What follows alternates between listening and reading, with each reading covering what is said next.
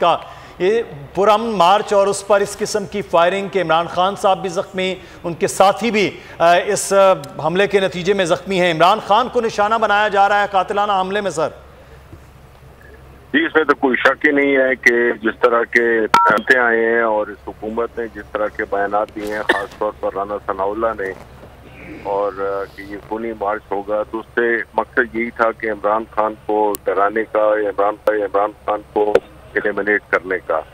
हमने देखा है इस मुल्क में कि जितने पॉपुलर लीडर होते हैं उनको किस तरह से रास्ते से हटाया जाता है, लेकिन अल्लाह ताला इमरान खान की हिफाजत हमेशा करता है और इंशाल्लाह आगे में करेगा। बावजूद इसके कि पूरी कोशिश की गई, लेकिन दुश्मनों को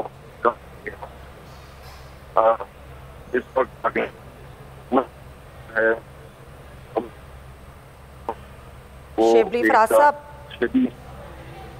अच्छा, आपकी बात बड़ी इंपॉर्टेंट है, थोड़ी आवाज़ भी ब्रेक हो रही है। सवाल मेरा आपसे ये है कि क्या इतलात थी इस तरह की, क्योंकि 6 रोज़ से बड़े पुरअमन तरीके से, बड़े आराम से आप लोग अपने लॉन्ग मार्च को लेकर चल रहे थे, क्या ऐसी कुछ इतलात थी कि इस तरह का हमला किया जाएगा?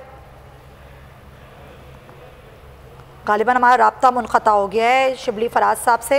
अभी आपको दोबारा हम लिए चलते हैं THP अस्पताल, जहाँ पर जाफ़र बिन यार हमारे साथ हैं, हमारे नुमाइंदे, उनसे ज़ख्मियों की सूरत हाल जानते हैं। जाफ़र, बताइएगा ज़ख्मियों की क्या सूरत हाल है, अस्पताल ज़राए क्या बता रहे हैं?